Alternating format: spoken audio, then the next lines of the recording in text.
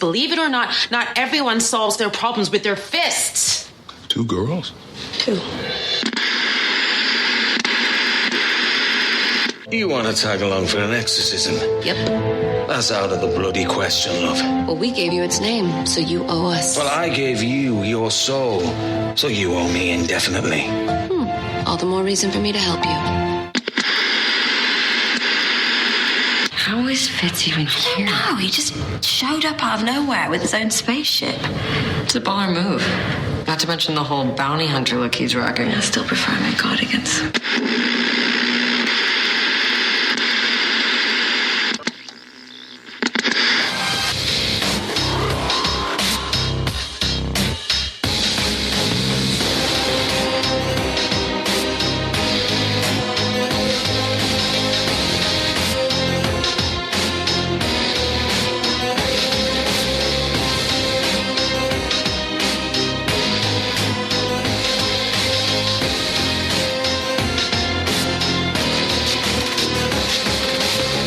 Not that I know what smoking a cigarette looks like, because I've never smoked a cigarette, but hey. Hey, everybody. Hi, I am Karen. And I'm Charles. And this is the Fandom Zone podcast. The Fandom Zone podcast. Yay. Or is it the Phantom Zone podcast? No, it's the Fandom Zone podcast. Fandom with the F. The reason I was talking about cigarettes is because Charles was showing me, it looks like Hellblazer. Was that Hellblazer? It was Hellblazer. It was. So, it looks like a maw. A copy of the latest issue of Hellblazer 22. And he looks very craggy. Got a cover of by Sean Phillips. Of John Constantine, apparently in some form of like angry vagina. Yeah, a maw. Doesn't it look? It does. I wouldn't want to go near that vagina, however. Nope. So, yeah, a purple vagina, and he's smoking on the other side of it. So, and he's got this expression on his face like, I'm not going in that. I'm not going in that vagina. I'm not going anywhere near that. Right. Nope. I'm not touching that vagina with the 10-foot pole, is what he's saying. Nope. And he's smoking, and so I was, miming smoking through the camera to Charles, although I have no idea how realistic it looked. Yes. Because I'm a weenie, and I have never done that. That's okay. I don't smoke either, but yeah. I have because my mom was a chain smoker back in the day. Yeah. No one in my family has. I mean, no one in my immediate family has. But like all of my husband's family does. And my husband smoked while he was in the Air Force because that's how you got a break. Right. Pretty much. Right. But he stopped as soon as he got out. So. Yeah. But anyway, we didn't do that. So here we are at episode 139, and we'll be talking about for the week ending May 26th, 2018. May 26th, 2018. Yes. And we'll have one more episode that will cover the rest of May. All right. But right now we're going to be talking about 4 episodes this week, 2 of them being season finales. Yes, 2 of them not, but 2 of them interesting episodes nonetheless. Yes. And you and I differ on one of them greatly. Yes, we do, don't we? We do. Let's see, another one we differ, but not that badly. Right. And 2 of them were completely in sync. So correct. So there's your drama, like, whoa, what's going to happen? Right, exactly. Which ones are which? And you'll find out pretty quickly. So what are we going to talk about? We're going to talk about Supergirl 319, The Fanatical, and that is the season, or not a season finale, not a nothing, just an episode. Yep. The Flash 423, We Are the Flash, that is the season finale. Legion 208, Chapter 18, again with the really great title. Yeah. Oh, yeah. Chapter 16. It says 18 up there. Chapter 16, that is just a regular episode. And Krypton 110, The Phantom Zone. And that is the season finale of that as well. So, 2 guesses what the title of this week's episode is going to be. And the first first one doesn't count. That's right. I believe this episode would be called The Fandom Zone Podcast, The Phantom Zone. Right. Yes. Just to mess with you. That's right. Yeah. Just so you guys won't be able to talk about it without tripping over your mouths. Right. Well, how often does this opportunity come along to use the Fandom Zone? Yeah, it doesn't. As a title? It doesn't. Nope. And they even talked about it in Supergirl, too. So, I mean, Yep. we have the Fandom Zone being a part of 2 of our shows. Right. Maybe it'll show. Yeah, that's true. It could show up on Supergirl, but not yet. They talked about it in this episode, and then they talk about it in the next episode as well, the one that we'll probably talk about. But my point is they haven't used it as an episode title yet. Right, they haven't used it as a title. But they could. They could. Definitely they could. Yeah. But Krypton beat them to it. They sure did. Yeah. All right. And definitely looking forward to that. So let's talk about some Supergirl. Let's do 319, The Fanatical, which is the dumbest title ever. The Fanatical. Right, which, first of all, the tense is terrible. The fanatic, right? Wouldn't it just be the fanatic? Right. You would think. Right. Yes. I first, the minute I saw this title, I was like, this is dumb, for one thing, the title. Right. And how is it going to tie into anything? Well, I think with the reason they it's almost like a plural in the sense that you would normally go, okay, the fanatics. Right. But maybe... I saw that on Broadway, by the way. The fanatics? Not the fantastics? Right. Right. I see what you Thank you for getting it. No problem. Yeah. I don't know. Don't ask me how I knew that, but I knew that. I must have picked it up somewhere. They're thinking the fanatical in the more ethereal sense. I guess. It's still dumb. I agree. I'm sorry. It's still dumb. Okay. So anyway. Oh, who is it by the way? So who we can blame for that horrible episode title? Paula Yu and Eric Carrasco. Okay. And this one was directed by Mersey Almas. All right. Mersey dotes and dozy dotes and little lambs eat ivy. A kittle eat ivy too, wouldn't you? Yes. Now I'm thinking of Ray Wise in Twin Peaks because he did that song. Did he? As Leland Palmer. And I'm sure she's never heard that. Ever. Right. Ray Wise, if you're familiar with the actor, has actually a really good singing voice. Yeah, I know. I've heard him sing on other things. Like on Psych or something? Not on Psych. I've seen him in other things. I don't remember what, but I've heard him sing. But no, he actually has a good singing voice. Mm-hmm. Much better than mine, that's for sure. But that's not hard. I think it was riffing on something, but he's played bit parts on a million things. Dude is way too talented. Mm-hmm, he is. Scary talented. All right. So A, B, and C stories? Yes. Okay, this one's about a cult. Oh, maybe not. Yeah.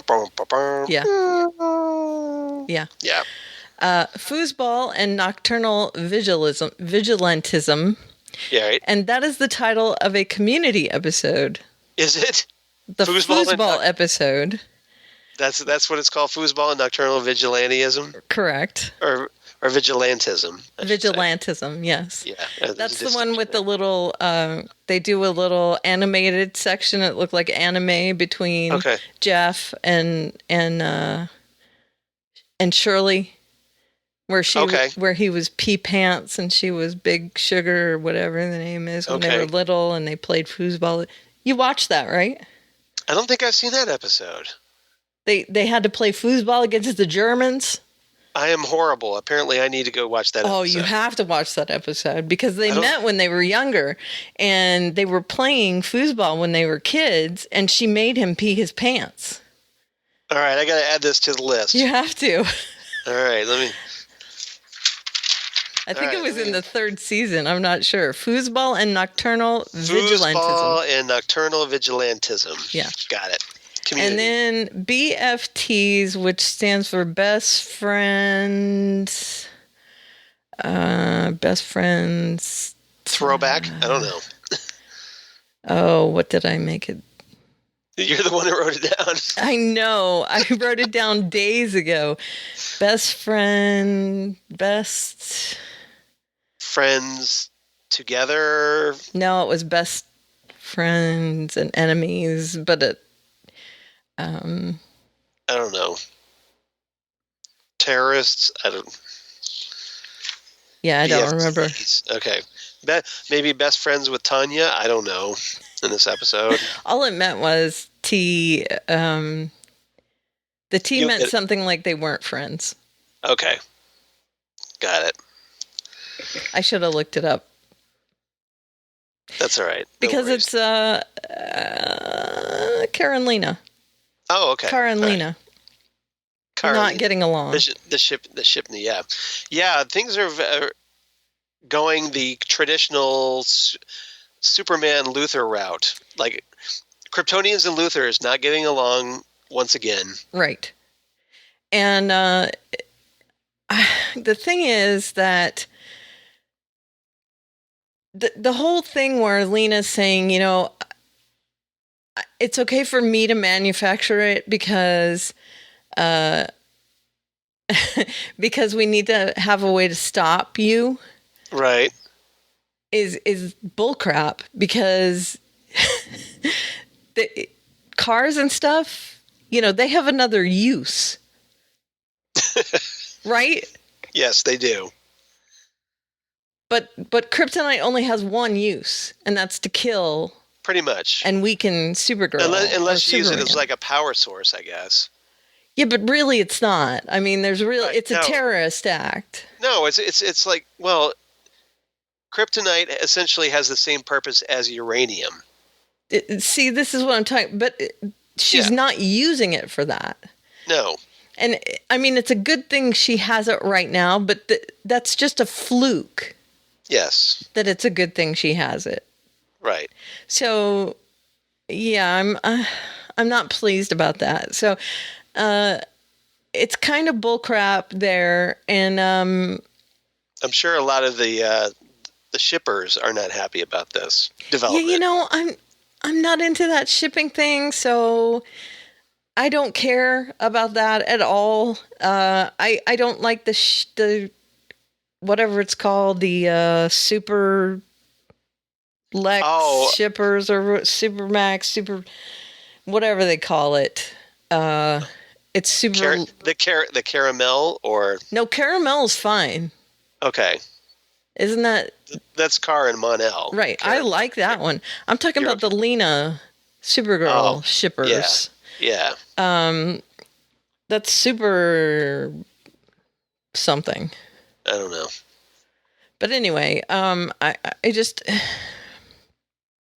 Supercorp. They call that Supercorp because Lena Corp or Lex Corp, whatever. Luthor Corp. Right. Probably. Yeah. Yeah, whatever it is. Okay. All right. So let's talk about this one's about a cult. Oh, maybe not. Yeah. Okay. It's supposed to be about this cult, right? Yeah. It's not, though. No. It's about racism. Yeah. And it's so thinly veiled. Right. That it's really. See, I took this a totally different way than you. I think this is probably the main the discrepancy between our ratings. Yeah. Okay. But I get where you're coming from. But my take is that let's just set this up first. Okay, so ideally we're supposed to have this episode about Coville's cult, right? The return of Chad Lowe. Right. There's two members from the cult. One of them has found the other Lowe brother. Yes, the picture of Rob Lowe. Right. Instead of the picture of Dorian Gray, it's Yeah. Basically, if Rob Lowe's picture melted, you would have Chad Lowe. Well, no, I think Chad Lowe is aging so that Rob Lowe can stay young. Oh, you're right. So Chad Lowe is like the picture of Dorian Gray. Right. Yes. So Chad Lowe is the picture of Rob Lowe. So, okay. So here we have two of the cult members. We have a former runaway cult member named Tanya, who has gone to Catco. Yeah, looking for help. Correct. And then we have this other one who is acting like a runaway cult member, but is actually not. I have that right? She ends up going to Catco, but then tries to take Tanya back. This Olivia, yes. Right. Yes. Okay, and then there's also a scene where they go to a warehouse and they get ambushed, Right. and his mask gets. He's there as Guardian. Yes. So So James as Guardian. He's there with Tanya. He's there. Tanya reveals to Supergirl that she knows James is Guardian, and so they talk about this pile of ash of Coville's hideout, Right. and I guess that Kara ends up like analyzing Coville's journal. Or no, Wynn's analyzing it. Right. And then Kara realizes that the Coville group isn't trying to make a nuclear weapon, but they're trying to make another world killer. Right. With whatever this rock is. Right. And then Olivia has the rock implanted in her hand. Right. And Kara has to do this laser thing with her eyes, and I was hoping she would cut her hand off because that would have been awesome. But she ends up just kind of frying the rock out of her hand. But what you were talking about was at the warehouse where these gunmen rush. Or I'm sorry, James arrives to the warehouse and begins fighting with Coville followers. Right. And then cops end up storming the building. Mm-hmm. They all end up drawing their guns on James, and then the Coville cult people escape. Right. So essentially, James gets racially profiled. Correct. And Tanya and James are eventually let go. Okay, except for we don't see that. Right. Presumably they got let go. It just goes straight to Kako an hour later. Really? Well, but it is a 42-minute episode, so we gotta move things but along. he's in his Guardian outfit. Right. And the cops take him in. So now everyone knows he's Guardian? No. No one knows he's Guardian. So no, he got away. He threw a smoke bomb and took off. Sure. No, he did. Did he? Yes. We saw that. Yes, we did. You must have blinked and missed it. Are you lying to me? Because I didn't see it. I'm not lying because I made a smoke bomb tweet about it. He went, smoke bomb. Krieger? Really? He pulled a Krieger? Or the way I saw it was more of if you saw Kung Pao enter the fist. I didn't, but... Okay, well, never mind then. Okay. But there's this one ninja guy, and he throws a smoke bomb in the movie. Yeah. And because it's a parody, and it has a little puff of smoke, and then he kind of looks down all disappointed. Well, Krieger never actually throws a smoke bomb. He just says smoke bomb. He just says smoke bomb. Smoke bomb. And he runs away. Yeah. No, James actually did throw a smoke bomb to get away. But it didn't do anything, right? Yeah. Well, is that why I blinked and missed it? Because there was... Okay. Yeah. It did happen. That's why his identity was not revealed, because he got away. Because he never was taken in. So he literally escaped from the police, which is illegal to begin with. So. Right. But okay, so but they did draw their guns on him and let the other guys go free. Because they could see through his mask and see he's a black guy. Yeah, I get that. Okay. Except for they didn't say that. Okay. They know Guardian's outfit, right? Presumably. Yeah, I know. Okay, and Jimmy has lived a life that has been pretty transparent. He's had a really good job. He's friends with Superman. Right. He's the CEO of a major company. He makes bank. He's dating the CEO of another major company.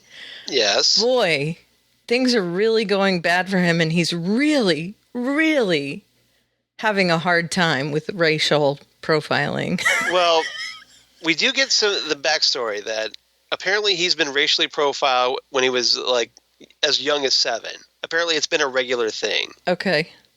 So Look, I'm not saying he hasn't. So it's just probably something. It's not so much more this incident, but it's just another incident on top of what happened in the past. Okay. Ever since he was a kid. So he can. I get that he can sympathize with her, Right. about it. Right. But I feel like it was kind of shoehorned into this episode, and I am not the biggest fan of all these like agenda driven storylines. I expected the fanatical to be about the cult. Right. And I felt like it really wasn't. They just probably want to take advantage of like, okay, we've got a platform, let's talk about it. So or maybe because of shows like Black Lightning, maybe they thought that, well, maybe we should kind of address some more real world issues. Okay. Cults. Yes. Scientology. The cult that just happened to the people from Smallville. Yes. Smallville. I know. The Chloe Sullivan sex cult. Yes. Right. Cult. Let's talk about those. We have Black Lightning if you want to address those issues. Right. Is what I'm saying. I mean, well, maybe Supergirl the writers wanted to address it there. All right. That's fine. But I think it felt forced in this episode. The thing is, though, with Supergirl, and this has been one of the criticisms of the show, is that, like you said, they do have their agendas. Right. And it's okay if it doesn't feel forced. Right. Like Alex is gay, so if you want to bring a gay storyline in, that's great. Right. And I don't mind bringing, a black storyline in for James, but this storyline didn't really have to do with race. No, and I agree. It doesn't flow naturally out of the events. Right. It would just seem more like, okay, let's make this fit into the story. Right. As opposed to flowing naturally. Right. Right. Does that make sense? I agree. Yeah. I mean, it wasn't as natural. They just took advantage of an opportunity. Right. And if you compare it to Black Lightning, right, I feel like Black Lightning is natural. Right. Every time they bring up an issue on Black Lightning, well, I think it's better written too. It's seamless. Yes. On there. Right. I mean, you watch Black Lightning and you don't even realize. Right. There's any kind of social issue in it. I honestly would not be surprised if the Supergirl writers were looking at like Black Lightning going, oh, we need to kind of step up our game a little. And that's fine. Or at least address some stuff. But don't copy them. Take your own stuff and do it. So that's my main issue is, go where the storyline takes you. Don't try and take an issue and shoehorn it into a storyline, because that's what I felt like they were doing. Just a soapbox. Right. Yeah. I guess that's just kind of what rubbed me the wrong way, is I felt like they took an issue. It's a very fine line, because you either, if you don't address it, then you get criticized for like, well, hey, why does Jimmy never get racially profiled by the cops? Sure, but so again, in this instance, if his mask hadn't come off or whatever, there wouldn't have been any need to racially profile him. Right. Right? I just feel like, well, hey, let's make his mask come off so we can racially profile him. Yeah. Well, part of the problem is also that they still have no idea what to do with Jimmy. Right. So they have okay, let's give him an episode about racial profiling and how he's been traumatized in the past. Right. As some form of character development. Right. And I'd be okay with it if it didn't feel so forced, like I said. And it's not the issue at all, because like I said, on Black Lightning, they treat it so well that I applaud them, and I am into it. On Luke Cage. Right. I mean, I'm 100% into it on Luke Cage as well, but like I said, the thing is, though, Supergirl isn't a black show. But it's not just that. I would have been okay with it if it didn't feel like they were writing it backwards. Yeah. You know, if it was a storyline where they could have put it first, Yeah. then I would be okay with it. But they were writing about the cult. Yeah. Well, I mean, you could still have two themes going on in an episode. It doesn't have to be just like focused solely on the cult. You can do. I think maybe I'm not putting this right. I feel like they had it written already. Okay. And then they went, oh, well, we need to put something about racial profiling in. Okay. Scratch, erase, scratch. Let's do a carrot and drop it in here. And you know what I mean? Right. That's what I feel like happened. Again, it's just me. I don't know. No, I get where you're coming from. Feeling that it was just shoved in there, wedged in there. I do feel like that. And I get that. I think my take is that I'm not as annoyed by it. Yeah. As you were. Like it didn't bother me as much as obviously it bothered you. Yeah, but I think it mucked up that story. Yeah. And I would have liked to actually have a more coherent story about the cult. It would have been nice to have more of an emphasis. Right. Focus. So I don't get what the whole cult storyline was about. And you can explain to me if you want, but I'm like, okay, but it didn't continue on to the next episode. It didn't, all it was a setup for The Rock. So again, what's the whole point of that at all? I mean... Well, the way I saw the cult thing was just, it was more of a minor subplot. It wasn't, it's just, because essentially the cult is just a means to move the World Killer storyline along. Right. And again, if they're going to do that, then give me a coherent, solid story. So, okay. All right. Now that we've talked that to death. Yeah. Okay. Now here's the real story that I liked is the B story. The B story. And that's Marin and Ruby. Yeah.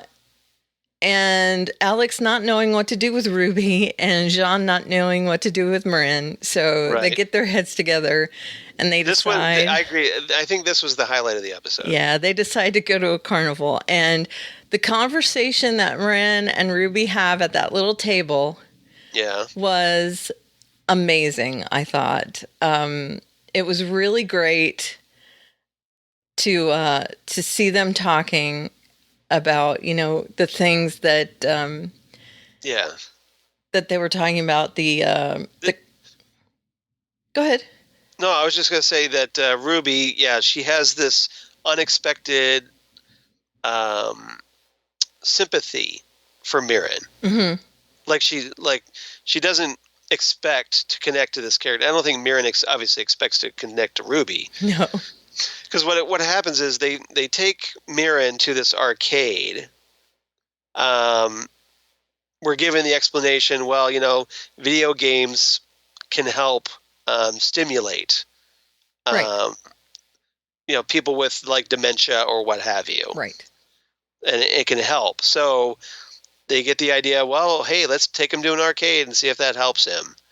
Now, it starts to go sideways because Mirren is overwhelmed by the lights and the sounds or whatnot, and it's at first it feels like it's going to go horribly, horribly wrong. Right.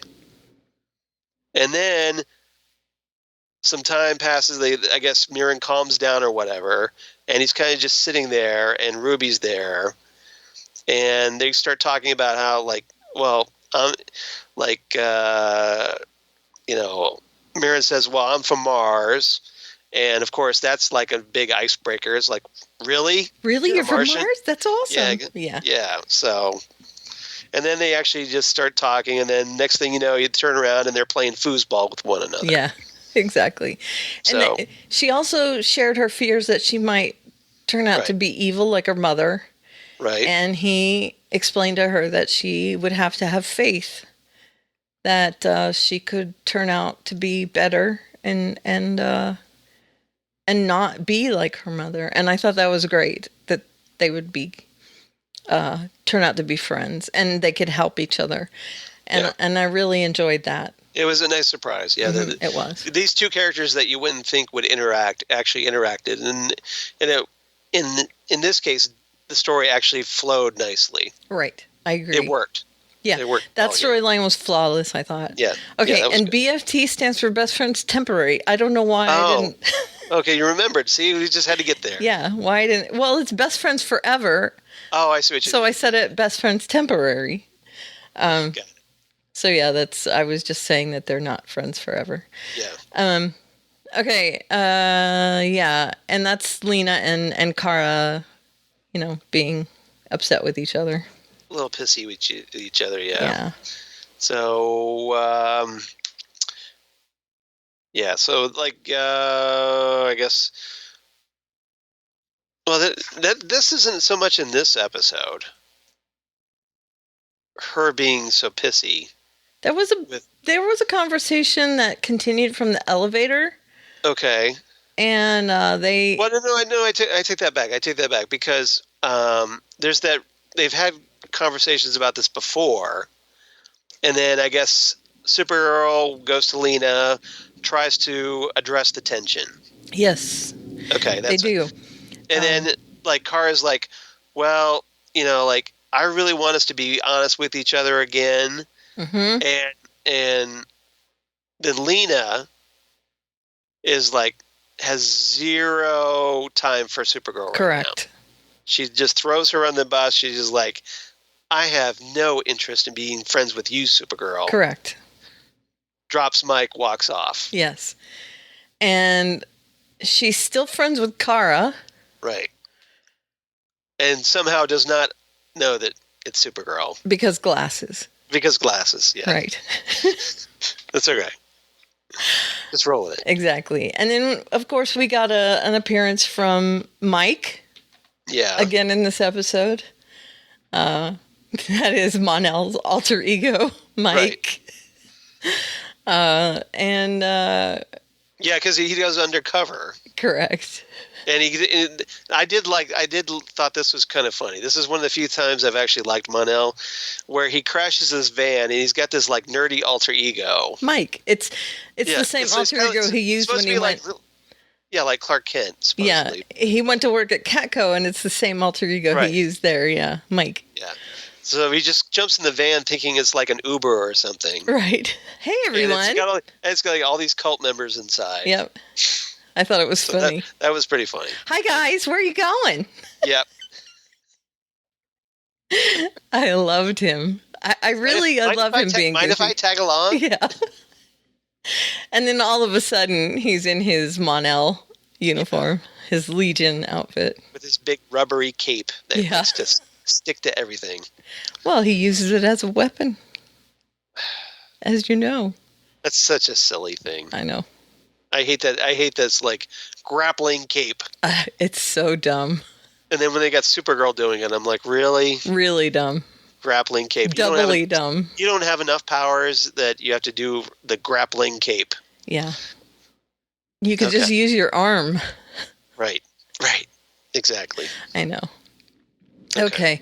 So But is then that you don't everything? They don't have to touch Yeah. if they use the grappling cape. I know. Okay. The grabby Are cape. we- The are grabby, we- grabby hands cape. Are we good?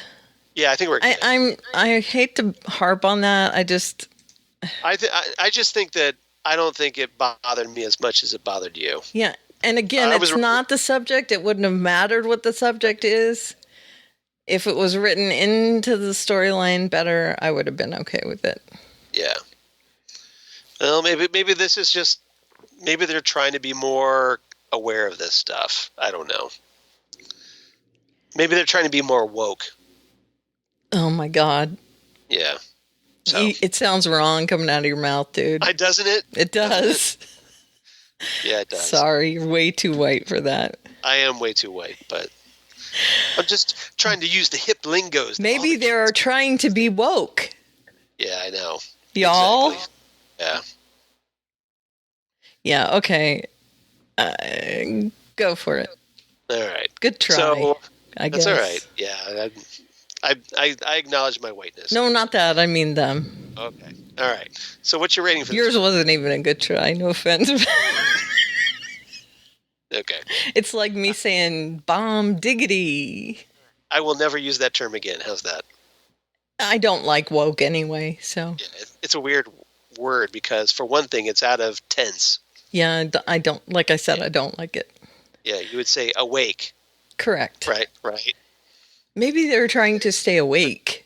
But it's a hip slang, so you got to use woke. I'm woke. They're trying to stay 100. Yeah. You keep it 100.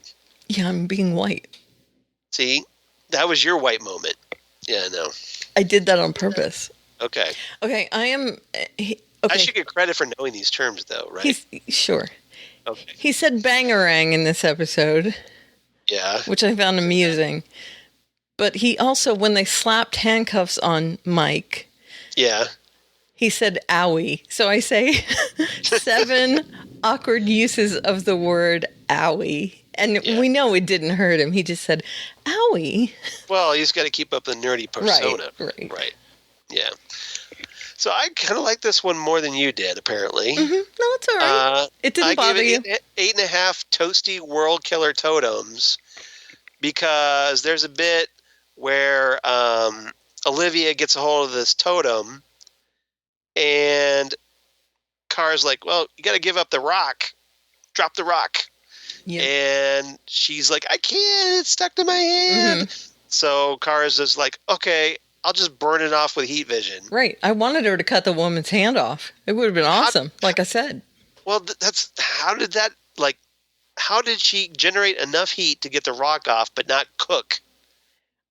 I know. I wanted her hand to come off. Yeah. This is what I'm saying. Yeah, she should have just totally, there should have been just, blackened ash. Yeah. Where her hand was. Right. And her, little... Or cauterize the hand off. Yeah. That would have been awesome. And then she would got, a mechanical hand and going, I'll get you, Supergirl, and, yeah. Mm-hmm. So... Exactamundo. Right. Missed opportunity. Yep. Correctamundo. All right. The Flash, 423. A word I shall never say again. No. 423. We are the Flash. The season finale. We are the Flash. Oh, sorry. We are the thinkers. For the children. Well, that's my C story, actually. Mm-hmm. We Are the Flash, written by Todd Helbing and Eric Wallace, directed by David McWhirter. Very cool. And this is a better season finale than past couple of seasons. Mm-hmm. So upgrade at least on the season finale, guys. Because a couple of them have been little letdowns, but this one, not so much. This one was actually pretty decent. Right. Did I not have a C story? No. You want to give us our A, B, and C, Karen? Yeah. If you would. Did I not have a C story? No. Okay. What do you mean? Because I thought I had a No, C you didn't. I put the C story in first, and then you put the A, B. Right. Yes, because I came up with something, and I was like, I got to put this in, and hopefully she'll like it. Yeah, I did. Okay. Correct. Okay. Go ahead. Go ahead. No. I know. Sorry. It's all right. We're good. It's all good. We're professionals. We are. Okay. A story. Inside Man. Inside Man. And that is... Inside Man. That would be Stretchy. Oh, Ralph Dibny? Ralph. Elongated Man? Thank you. That guy? Stretchy guy. Stretchy guy. A Simple Man. Okay. That's that Harry. Would be obviously Harry Wells, yeah. Correct. And C story. We are the Flash. We're the Flash. We are the children. And that is 2 treats in 1, I'm assuming. You got it, because you figured me out, because, We are the Flash, because that was the episode title. Mm-hmm. And We Are the Children. Okay, then 3 treats in 1. Yes, you're right. Because there are 2 children. I thought it was pretty clever. It is very clever. And children because, we kind of get the revelation of who Mystery Girl is. Thank goodness. And we also have a baby. Yes, that's true. We do have a baby. So We have children. we have babies. That's right. So we get to find out whose child. Yep. What child is this? And apparently we should have stuck with the original theory on that one. Yeah, because that was the original theory. Yeah. But still, Instead of, but you know, it's okay to wildly guess. yeah, it's no big deal. Right. What's the harm in guessing? Yeah. All right. So Inside Man. Let's talk about the We Are the Children thing. Oh, you want to talk about We Are the Flash, We Are the Children? Yeah. Okay.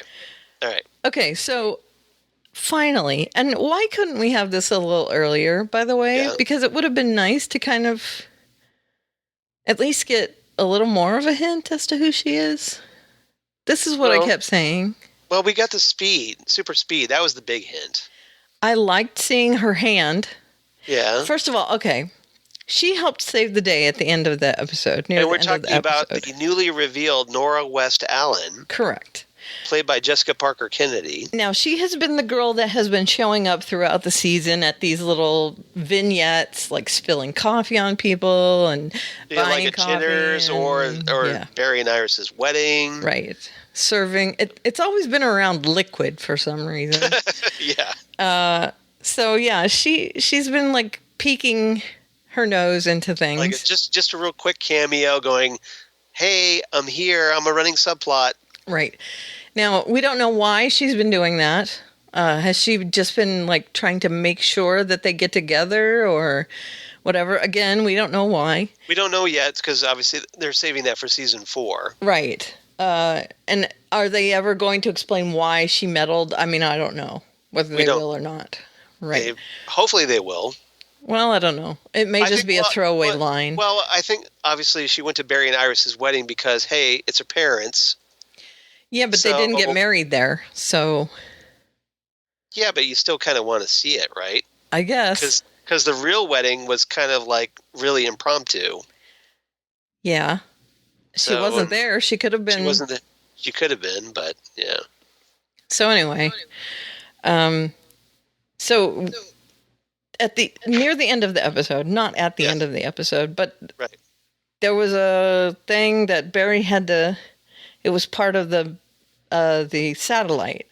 Yes. And it had a kill switch on it, and the Thinker sent it hurtling to Earth, and the biggest part of it would have, caused a huge, like, extinction-level event because of the mass. It basically is this big-ass satellite.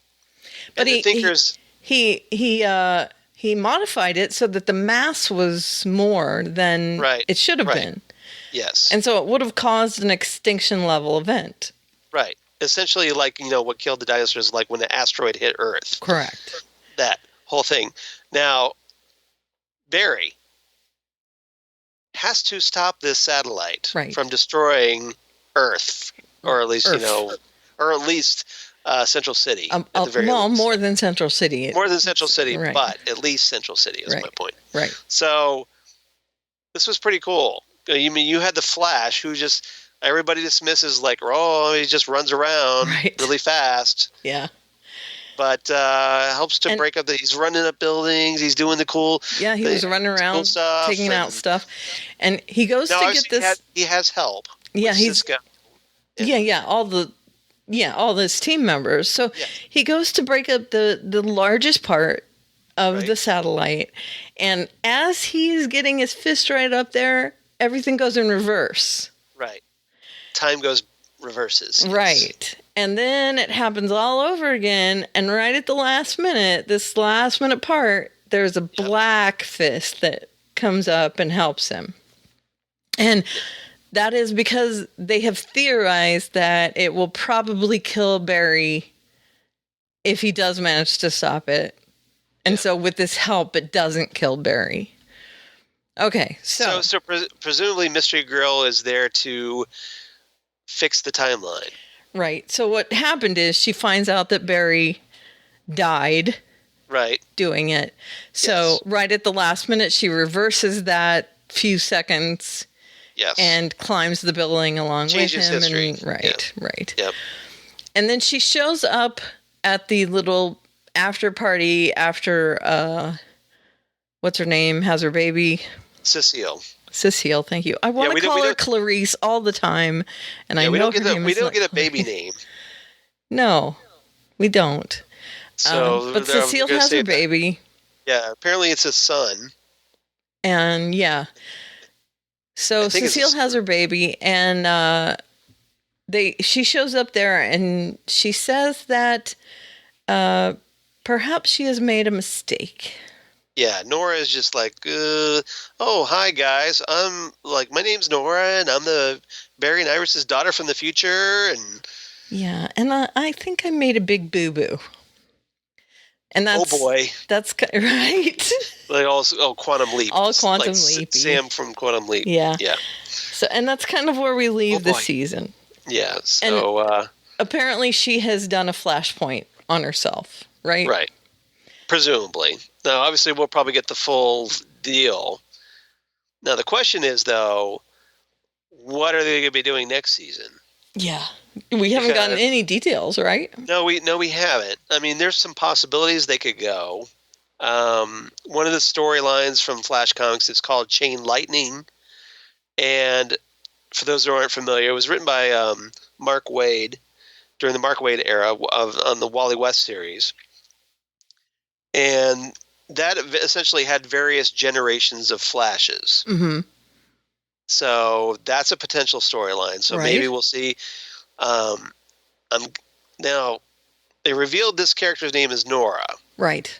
Now, in the comics, Barry and Iris's daughter is named Dawn because they named her. She's part of twins. Right. Her brother Don, get it? Don and Dawn. Dawn. Yeah. Yeah. Don and Dawn Allen. They essentially survive in the future, and they become these heroes called the Tornado Twins. Mm-hmm.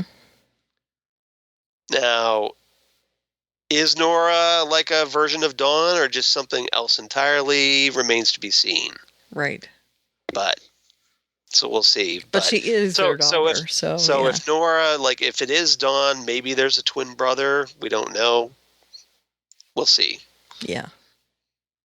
So it wasn't Dawn Allen. It wasn't XS. No. Which was Barry and Iris's granddaughter. Unless she is kind of a version of that. Well, she says they're their daughter. No, I know, but I mean... you mean inspired by. Right.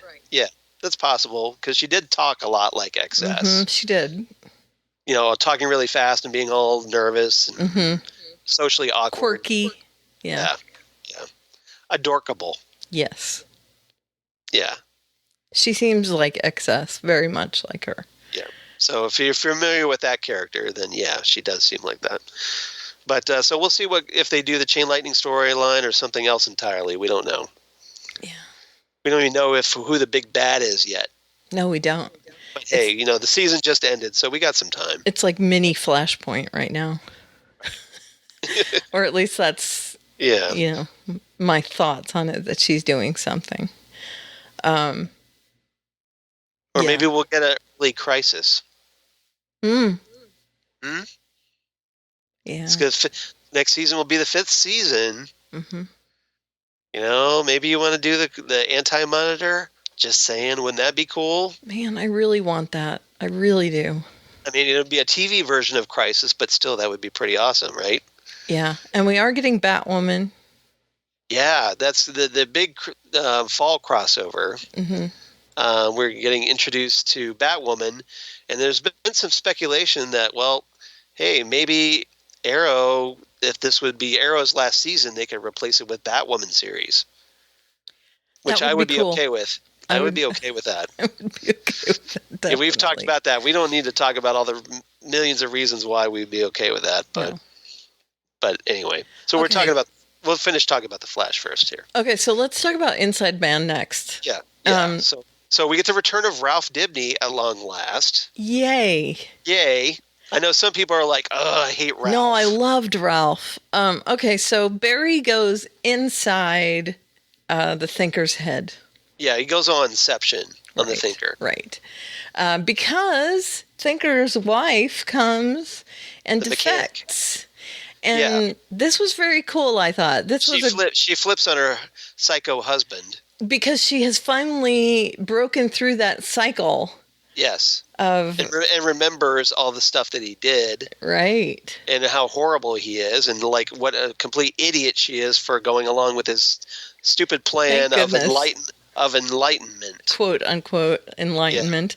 Yeah. Right. Yeah. So she goes to Star Labs and says, I'm all in for helping you guys.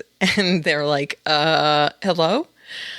But she finally does get through to them, and they decide that they're going to kind of project Barry into the Thinker's head.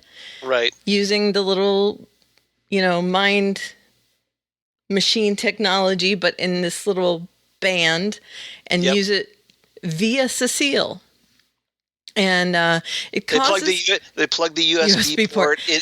And it makes that... like a modem. Like a fax or modem, yeah. From 90s. Exactly. 90s dial-up.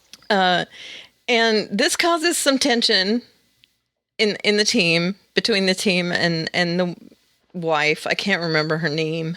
Marlise, okay. Yeah, because they didn't say her name a lot. No, they don't.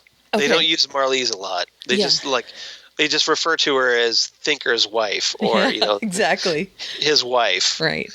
Yeah. So yeah, which is kind of demeaning, really. It is a little, but she is kind of a villain for most of until this episode. Yeah.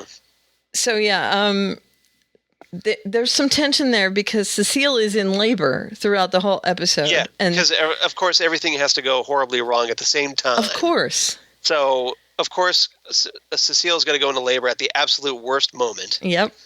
When they need her the most. Right. And there's like a countdown clock because Barry is inside, and if he doesn't get out by a certain time, he'll get stuck there. Right. So because of course he will. So he's in there, Cecile's in labor, and they have to try and stop her contractions or pause them in order for him to be in there. And because so there's all this stuff. Apparently, we're told if Cecile has the baby, she'll lose her powers. Yeah, that's been the conceit the whole time she's had her powers. Right, because the pregnancy caused the powers. Right, yes. Right. Which is weird, but okay. I know, but that's like all those hormones just magically disappear. Well, it heightens things. Hormones do heighten things. Right, but they're still going to be in her system, right? Yeah, but it may not be strong enough for anything to happen. Okay. All right. Because she didn't have them before that. So I can see that actually being a thing. I'll give a pass on it. Okay. But that, from the very first time she started showing those powers, that was the conceit. Yes. So yeah, and I love how Cisco didn't know that. Like no one told him that. Right. It's not like when she has the baby, the powers are going to go away. Okay, so it's like she's going to lose the powers when she has the baby. Okay. Did you get the memo? Yeah, exactly. So yeah, he's inside of DeVoe's head, and there's a countdown timer, and he finds Ralph. Well, first of all, he's doing all kinds of things, and DeVoe's taunting him, and he's in the chair, and he's floating around, and he's fighting back against all these things. And he's got all these duplicates, like he's Agent Smith in the Matrix. Right. Revolutions. Right. Yeah, there's all kinds of weirdness happening in there. But at one point, he does come across old school Ralph. Right. It's the paunchy private detective Ralph that he comes across first. Because, of course, Ralph wouldn't make himself into his present day Ralph. Right. He would look like the old Ralph. Well, it's just, that's how he views himself. Yeah, I guess so. Yeah. I guess so. So they run into each other, and Barry is really happy to see him. And, of course, he would be, because they're teammates, and I really enjoyed their reunion scene, and Barry was thrilled. I think it gave Barry some hope, because Barry had been feeling like, okay, Thinker's been kicking my ass all season. Yeah. And killing everybody I care about. And obviously Ralph's death, quote unquote, really bothered him. It did. So now here it is like, whoa, wait, I have a chance to save Ralph? Yeah. Okay. That was a big blow to their team. Yeah, so this is a big motivational boost to Barry at this point. And if he can save Ralph, now who knows how they could do that, but if they could, then, good on them. And so he hooks up with Ralph, and they try and put their heads together and come up with ways to do things. And they're trying to find how to get to a certain place inside DeVoe's psyche in order to maybe, disconnect things. Yeah. And they figure okay, well, he's at this one spot. I forget. I think it was it was a picnic. Yeah. Apparently this one moment that he really treasured. The picnic that he proposed to his wife or something like that. Something like that. Right. Yeah. And of course he wasn't there. Yeah. And then it was maybe where he was teaching. So they went to where he was teaching. They went to Oxford or whatever. Right. And then they found him all right. But he was slumped over in a chair dead. Right. He had killed himself because he wanted to eliminate any weaknesses. Right. So then they lost hope until Ralph had said something, and I don't remember exactly what it was that he said, but Barry picked up on it and he said, "You know what? You're his weakness. You're the good inside of him." Right. And that kind of spurred them into this, thinking about this, and they put their heads together and they fought him as a team. Right. And they defeated him. And then once they defeated him, Ralph emerged and took over his body. Right, because he was in Ralph's body to begin with. He just changed it to look like him. Right. So now it's Ralph resuming control over his own body again. Right. Which is why he still gets to be Elongated Man. Mm-hmm, which is awesome. Right. So does he have all those other powers still? Or has he purged all that? That's what I kind of wondered. It was well, okay, all those powers were brought in, unless they were inside, DeVoe's brain. Right. So maybe not, if DeVoe's not in there anymore. Right. I kind of wonder, well, is there a residual? Are there remnants? Or Exactly, yeah. Yeah. Because, man, that would be handy. That would be a good way to bring him back if they wanted to, unexpectedly. Right. Or to have which means they'll never do it, because that would be too cool to all of a sudden that's from watching too much Legion or whatever that we think that wouldn't it be great if it just all of a sudden he revealed that DeVoe was still inside him. Ooh. Or to let Ralph have some interesting powers. I mean, I think that would be cool. Right. But whatever. I thought it was interesting just to have a stray thought that maybe Ralph would have some cool extra powers. Right. So he ends up defeating him, and then of course they can let Cecile have her baby. She has her baby, and they're off. Now, also the wifey poo can modify that little device. Wifey poo, whatever her name is. I don't care enough about her. Marlies. Yeah, Marlies. whatever. Yeah. She can modify the brain thing in order to give Harry back his psyche. Intelligence. Yeah. Well, she can't do that. Yeah, apparently she does, but only to a certain point. Right. She gives him back. She just makes him. She makes Harry. him not dumb. Right. Yeah. She gives him back Harry. She doesn't give him back his intelligence. Yeah. So he's just average. He's just Harry. Now. Yeah. And he feels kind of free from the burden of being smart. Yeah. Apparently he's cool with this. Right. Although he wouldn't know whether he is or not. Right. Right? Because he doesn't know what he's missing. Right. He doesn't at all. But he decides he's going to go home to Earth 2 and be with Jesse. Right. And hang out. So presumably, is this the last we've seen of Harrison Wells? I don't know. Is he not going to be part of the next season? Well, plenty of other Welleses left in the multiverse, apparently. That's true. So I'm sure Tom Cavanaugh could, maybe he'll bring his Matthew McConaughey Wells. Back. All right. Yeah, do you think? I hope not. All right. Yeah, I hope not too. I don't want to see that Wells. But, Me either. I honestly, I don't want to see any of the other Welleses back. Yeah. A new one would be fine. Oh, just none of that we've seen before. Correct. Okay. Unless we get Harry back. Somebody fresh. Right. I mean, I like Harry, the one that we just lost. Right. I'd be okay with that one. Or the one that died. But otherwise, no. Well, we could always bring back old Eobard. No. No? No, that one's dead. It's Reverse Flash. No. That doesn't count. You don't... That's not Harrison Wells. That's Eobard. Yeah.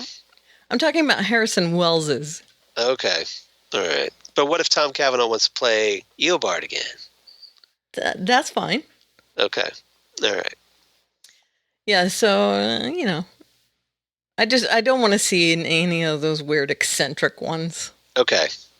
Not the French one, not the goofy, they're the goofy ones. not the Mr. Peanut one, not the German one. No. Yeah. None of those. The Goomba one. No. Forget about it. Pass. Just pass. Yeah. Because, they're funny to see once or twice, but... It's a one-note gag. Yes, it is. Yeah, I agree. All right, so is that pretty much it? I think that's pretty much it. Okay. So, what's your rating? Oh, and we got back Wally. Yeah, Wally shows up just to catch everybody up to speed, like, hey, Dad, I fought a time demon with the Legends. Right. And he says but it was kind of good that he was there. He was good that he was there. Yeah. And he's still connected to the show, so that's good. Right. And I still do not like his hair like that. No, I don't either. Looks weird. Yeah, what are you doing with that, Keenan? Yeah. Keenan Lonsdale. I don't like it. So. Yeah, you need to do something with that. Yeah. It's not flattering. Looks strange. Yeah. All right. So, what's your rating? I loved it. Yeah? And I call it 9 tropey last-second saves. Yeah? What's the trope? With Just the rewind and the 2, 1, and the clock stops right there. And yeah. But still, it was good. Oh, yeah, it was great. 9, we're totally, like I said. We're totally in sync. I give it 9 thinker duplicates. Because there was a million of them. Basically it was Agent Smith, like I said. And how much did you love that when they were coming down the street and Barry and Ralph were looking at each other like, how do we defeat him? And they were like, oh, come on. I'm Elastic Man or whatever. And they stretch his arm out on the street and they just at Walker thing. It was awesome. I loved it. Did you ever see Empire Strikes Back? No. Yeah. It's great. Right. But, very strong season. Wasn't that Return of the Jedi? No, that was Empire. Don't you do that. Don't you do that again. I know that was Empire. You were winding me up. I was winding you up. I fell for it. It was a callback. Callback to last episode. Yep. All right, you. Legion 208. Chapter 16. Because titles. Because apparently Legion is a novel. All right. Written by Noah Hawley and Jordan Crayer this time as co-writer. All right. Directed by Jeremy Webb. All righty. And what's our A, B, and C? Well, you came up with these. I was going to say, I already know. But yeah. You want me to read it? Yes. All right. A story. Ghost in the Machine. I like that one. Because that's a name from one of my favorite Police albums. Yeah. We could say Ghosts in the Machine. It could be Ghost in the Machine. I'm okay with that. But this is Tanami and Admiral Fukuyama. And the monk.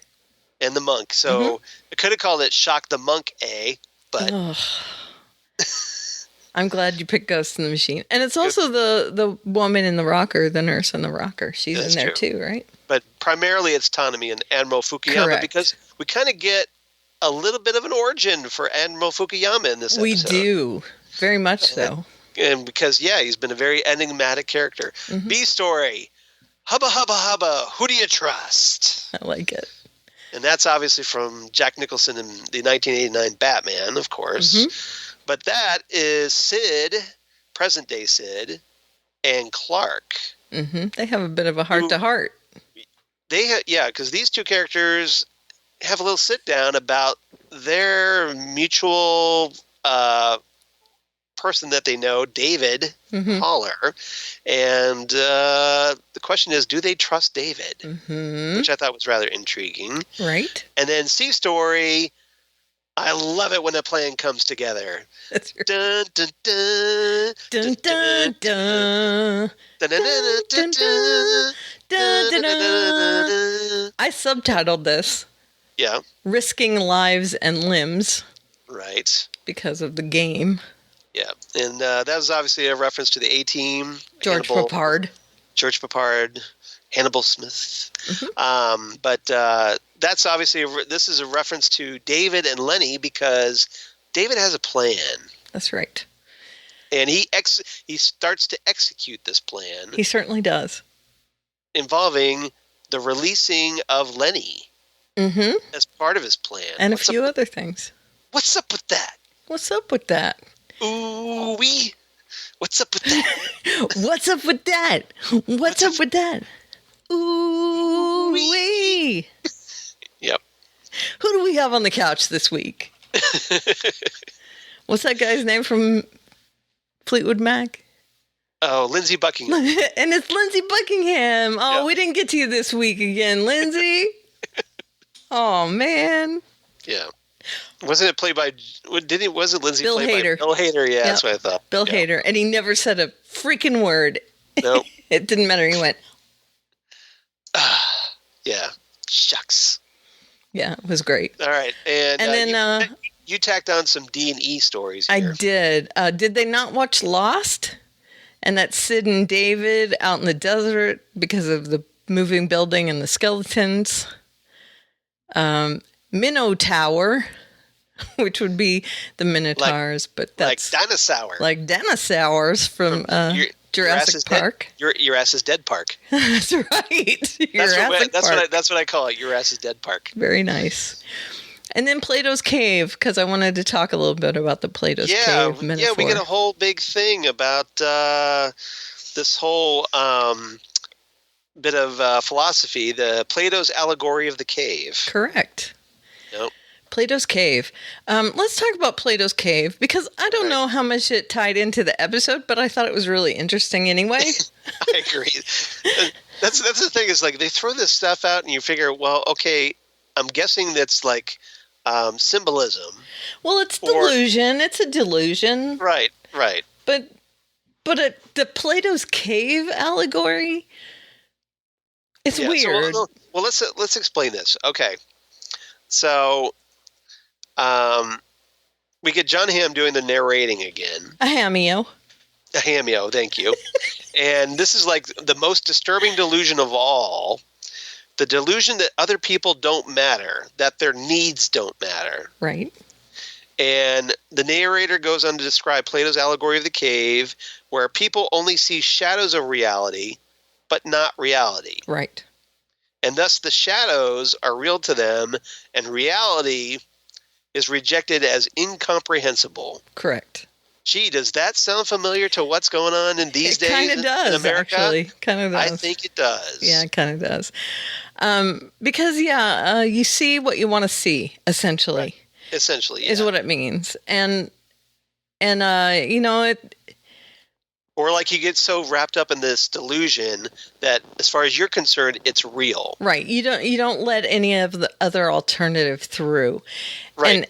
And the allegory, that they used in this episode, the illustration that they used in order to show the allegory, I thought it was very effective of the cave. Definitely, they showed the cave, and then the cell phones with the shadows, right. And it was really an interesting way to show it, and it really illustrated it very well, I thought. Now, again, what it had to do with the story, Who knows? I don't know. I mean, the fact that it's delusion, I get. There's a lot about delusion in the show. Whether it's a direct correlation or not is a whole different story. I think they are in love with these allegories. Yeah. And they're just like, well, it's cool just to listen to John Hamm talk. And again, I agree 1,000%. I love John Hamm. He was on this week's episode of Doug Loves Movies, the podcast. Okay. And he is one of my favorite people. He's so quick on his feet. He could be a stand-up comedian if he wanted to be. He really could be, because he's just so funny and quick. But I'm glad he's an actor because I get to look at his face too. But but you know, I love him, and his voice is great, and I think he's very witty and charming and all that stuff. But I love that they got him to do these cameos as well, because he really brings a lot to these.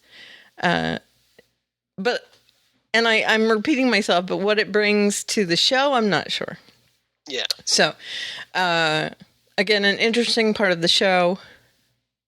So I thought we'd talk about it. All right. So we did. Okay. All right. So you want to do a story? Yeah, let's do that. Ghosts in the Machine. Yeah. Ptonomy is looking around, and did you notice this time that all the rooms have that kind of like vent looking wall? Yeah, like the inside of the computer. Yeah, essentially. Yeah, he's essentially like inside his hard drive. So you got the fan, and you have like the pieces or whatnot. Yeah, but I mean, if you see the next scene is Lenny in her room, and the wall of her room looks the same. Oh, I didn't catch that. Yeah, part. Like I said in the episode where Ptonomy is alive still. Yeah, he's standing next to his window, and his window looks just like the wall on the inside of the CPU. Okay. So it's like they're inside the computer without being inside the computer in Division 3 or whatever.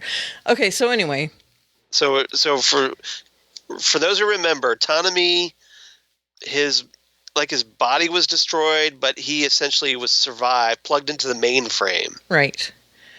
So he's in there. So this is where he's like hanging out now. Right. And apparently Admiral Fukuyama has kind of come to life in there. Basket head, yes. Yeah. And he has no face in there, which I thought was interesting. He kind of rose up, and he took Ptonomy on a walk through his origin story. Yeah. So we get the secret origin of Admiral Fukuyama. And it was sad.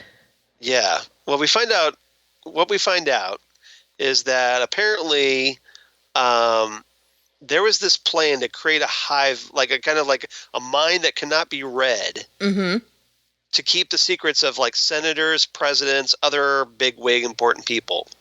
Right. And so Fukuyama is this guy. Yep. And so presumably he had, I guess he was chosen because of his healing gift. And he was only like 17 at the time when they turned him into what they call the living machine. Yeah. Now, are we ever going to find out about this healing gift? We still got a few episodes left, maybe. So, is he healing Ptonomy while he's hooked up to this tree? It wasn't in episode 9. Let's just put it that way. I know. So we maybe got 2 more episodes, hopefully. So, is he healing Ptonomy while Ptonomy's hooked up to the tree? That would be nice, wouldn't it? Yeah. So that presumably the actor could come back and not be stuck in a mainframe all the time. Right. Because that's the first thought I had. That makes sense. Be a good way to escape or get out of that. Mm-hmm. Okay, so he gets this walkthrough of Admiral Fukuyama's backstory. Yeah. He also finds the monk who's up in the corner like he was in the real world.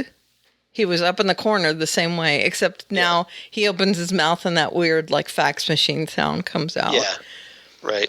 And he finds out that if he touches cables in there, he can control one of the Vermilion. Vermilions. Yeah.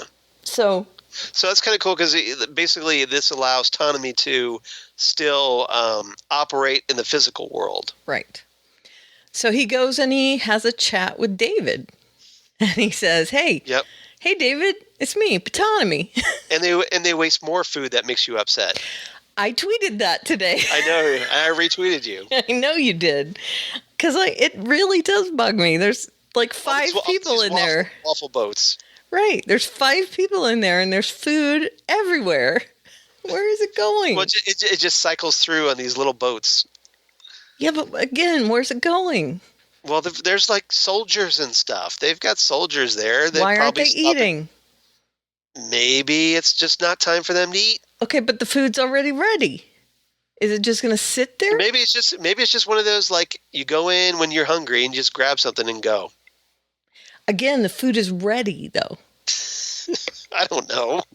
I haven't like figured out the schedule of the waffle boats.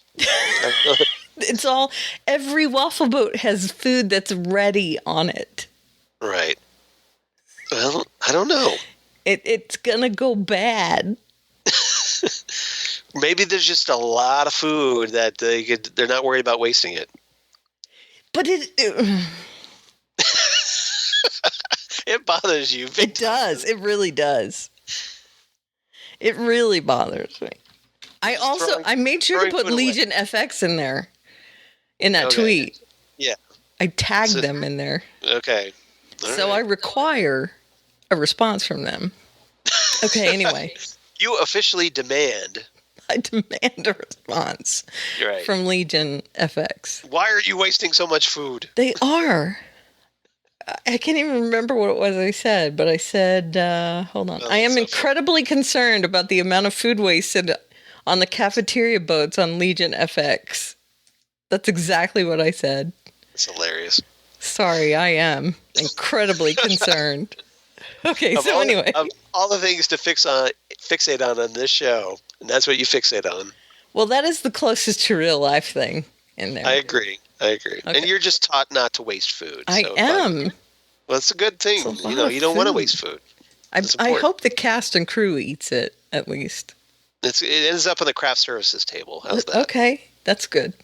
All right. I hope so. Okay, so anyway, they're sitting there, and Autonomy comes and talks to David and says that the monk told him where the body is. Maybe it's stunt food. But do you think it's plastic food? It could be. It's stunt food. Okay. Hashtag stunt food. It's taking one for the team. Okay. Yeah, it's not real food. Let's hope so. No. All right, so Autonomy tells David that the monk knows where the body is, Farouk's body is, and told him, and he says it is at a place called La Desolée. Yeah. Which means the desolate. Oh, okay. I didn't know what that meant. That's awesome. If it's Je suis désolé, it means I'm sorry. Look at you parlaying your français. Sorry. But if it is just Le Desolé, it means the desolate or desolation. Got it. Okay, so anyway, of course cool. It's the desert. So. Yes. Or a specific place out in that desert. Not dessert. No, because dessert would mean you want 2, which means there's 2 S's in it. Got it. Yep. That's how I know. There you go. There's your mnemonic for the day. That's right. There's your shortcut. Yep. Yeah, if it's a desert, you only want 1. If it's a dessert, you want 2, so you put 2 S's in it. Very nice. I hadn't heard that one. That's a good one. Oh, okay. That's cute. I like that. Thank you. All right, so he tells David that, and David now has his clue, Le Desolé. Yep. Okay, so David comes up with this plan, and he goes to talk to... So let's talk, I love it when a plan comes together. Okay. He goes to talk to Lenny, and Lenny is still in her existential crisis, where she doesn't know Whether she's real or Amy or Lenny because essentially the Shadow King stuck her in Amy's body and transformed her into Lenny. Right. And she's been inside the Shadow King long enough that she's still not sure whether she's out or in or any of that.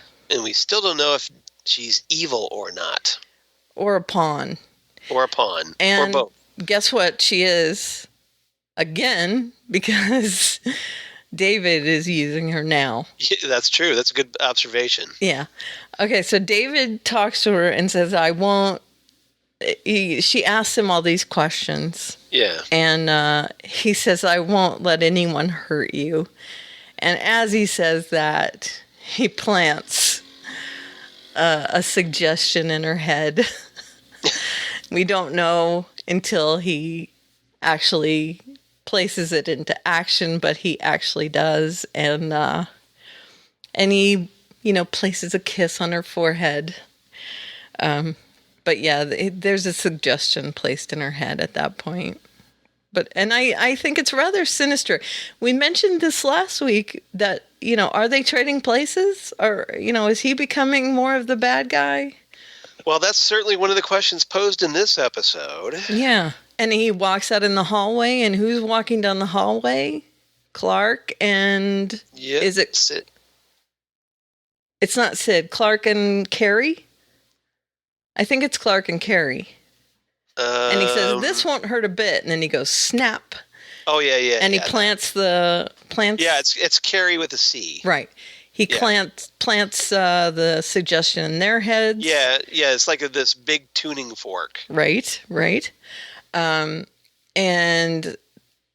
then he pushes a note underneath Sid's door, and he's off. Yep, gone to kill the monster. Correct. And that's when Sid and Clark, so onto Hubba Hubba Hubba, who do you trust? Yep. Hubba Hubba. Sid and Clark are having a chat because David has escaped. And Sid is not sure whether she should tell Clark that he's escaped. Right.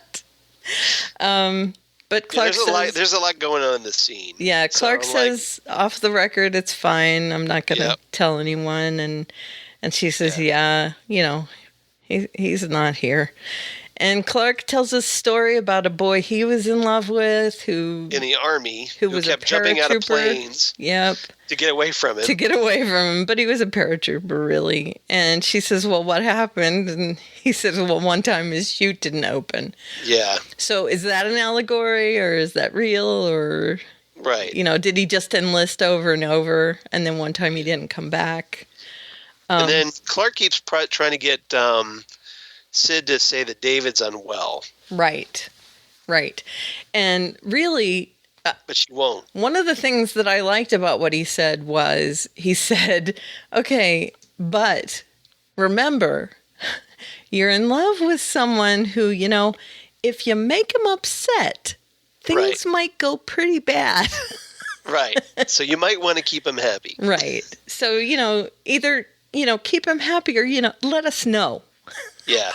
Which is the gist of their conversation. And it also kind of put a bug in her ear that it was like... Not literally. Not like... like... This show, you have to kind of specify that. Yeah, I'm talking in idioms here. Yes. It also kind of put that seed of doubt in there where she is... Well, I think that's what Clark was trying to do. Yeah. And now she is kind of wondering... Yeah. Well, she does admit that she doesn't trust David. Right. Which is a big admission. Right. And that has been building. For somebody who is supposedly her man. Right. She doesn't trust him. And I think that's been building. She mentions that, they had kind of this whirlwind romance at Summerland and the Clockworks and things have changed. And I'm a little bothered by this because I really like David. I love them couple. together, yeah. They're a great couple. But again, they're changing David. So it bothers me because it makes me wonder, did she fall in love with the David with this villain inside his head? And now that the villain's gone, she's not in love with him anymore? Girls go for the bad boys. So Well, he the seems whole to be bad boy more thing. of a bad boy now, but Right, that's true. okay. So that after that conversation's over, David is back and he goes into the little deprivation tank. Yep. And he seeks out everybody, and this is when he puts his plan into action. And he sends everyone out. Yeah, so part of his plan is he releases Lenny from her cell, and she goes out and just jumps on the motorcycle, which is like conveniently parked nearby. Right. Well, he may have set that up. I'm sure he did. Yeah. But my point is, so essentially, for whatever reason, Lenny's part of his plan. Right. We don't know what. Well, no, she goes out into the desert. Yeah, but I mean, we saw that. There's more for that. Probably. That we don't know yet. And and then Clark at the end of the episode wakes up with David's plan in his head. He tells Clark to find the clock of the long now.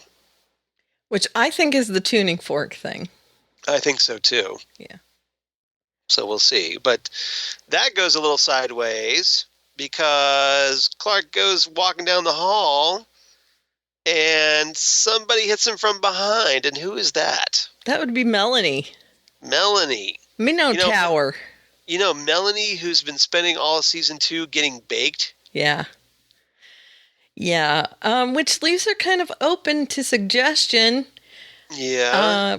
Now, presumably she's been doing this to try to reach out to, what's his name? Oliver, yeah, I had it right. And because of the whole psychedelic thing. Right. But, again, like you said, it made her vulnerable to the Shadow King. That's right. So Oliver has gotten into her head, and they have co-opted her. Yep, so they now have another on their side. Agent, right. Yes. And this is a corporeal agent. Right. So she is, they're inside Division 3, ready to do their bidding. Right. And we find out in the next episode, which we haven't talked about yet. Let's not talk about it. Yeah, but I'm just saying it's a big Melanie episode. It is. Yeah. It is. And the last image we get in this episode is that Minotaur upside down. Yeah. Yep. Creepy. And also the risking lives and limbs part of that is a really fun scene that I enjoyed watching of David doing this manifestation of his plan in his head where he's like playing Risk with everybody's picture on a board. It's like little flags with everybody's picture, and there's a vermilion, and Farouk's face is on a Risk thing, and he keeps like spitting on it, giving it the finger, and he like ate it one time and he burnt it up another. I mean, it was great. So he's like playing Risk and moving all these puzzle pieces around on a board. I thought it was really a fun scene. So okay, all right. So that's Anything else? That's it? No, right. I really enjoyed this episode. It was definitely a very progressing the storyline along episode. Yeah, it wasn't a strong episode, but it's just one of those. It was I want to say it wasn't really a filler episode either. It was just more of the kind of like a pause in the progression of the overall arc. See, I didn't think it was at all. I think it actually moved the arc along. Oh, you think so? I think so. Okay. Because we're both pretty in sync on this one. I know. I think he moved it along. I think he's sending people out. I think Farouk knows where his body is, and he's on his way. Okay. I think he is sending people out to look for the body. I think they're on their way out to look for the body. They're putting their plans into action. Okay. So what's your rating? I gave it 8.5 sparking cables because there were cables sparking in Fukuyama's brain in the mainframe. Not like Cable and Deadpool. No, not like Cable and Deadpool. All right. I give it 8.5 as well. 8.5 desert tents. Because there's a scene where Sid and David, once Sid finds David in the desert, they take some refuge in this tent. Mm-hmm. And inside they find skeletons of themselves. That's right. So is it future or is it past? Yeah, I forgot to mention that. The monastery keeps moving. Yep. Which is kind of, why I said, did they not watch Right, Lost? Lost, yeah. Because the island kept moving. Yeah. Right. And Which then is why- skeletons. On Lost, there was a cave in which there were skeletons that were like Adam and Eve. Yes. And since this was them as skeletons, Adam and Eve. Yeah. Right. So, yeah, I found that kind of creepy. Yeah. So, yeah. It's a little awkward to see skeletons of yourself. Right. I would think. Yeah. Little wibbly wobbly, timey wimey. Right. Yeah. All right. Last show, Krypton. Krypton. The Phantom Zone. The Phantom Zone, and that's the season finale. It episode is 10 of the first season, written by Chad Fiveash, James Stottero, and Cameron Welsh, showrunner. That's right. Directed by Ciaran Donnelly, or Ciaran. Sarangan? Ciarn. Okay. Ciaran. I Okay. don't know. Ciaran. Ciaran? Ciaran. Probably Ciaran Donnelly. Okay. That makes sense. Ciaran. All right. And what's our A, B, and C, Karen? A story. Trading places. All right. B story. Clone sharks. Clone sharks. Instead of loan sharks. Loan sharks. I see what you did there. And C story. Phantom, not fandom. Yeah. Important distinction. Mm-hmm. Phantom Zone. Other dimensional realm where Krypton's criminals get sent. Phantom Zone. Podcast where you have hosts talking about nonsense. And fun things. And fun things. Yeah. And stuff that just entertains us privately. And hopefully you too sometime. And hopefully you too. Yeah. In the process. A lot of hit and miss. Yeah. Exactly. Hopefully more hits than misses, though. Hopefully. Hopefully. Yeah. All right. So, A story, trading places. There was a lot of trading places in this episode. We had, what is grandfather's name? You're going to have to help me with this. You mean Val-El. I hate the names. I know you do. Val-El, old Val-El. You do kind of suck at Kryptonian names, I don't do. you? Yes, I do. Okay, we had real life Val-El, and then yeah, because we find out in this episode, hey, Val-El's not dead. Right. Which is awesome. It is awesome. So we don't have to deal with hologram Val-El. That's right. Because real Val-El, apparently, when he was forced off the edge in the pilot episode to be exiled and put to death, well, he fell, but he went into the Phantom Zone. That's right.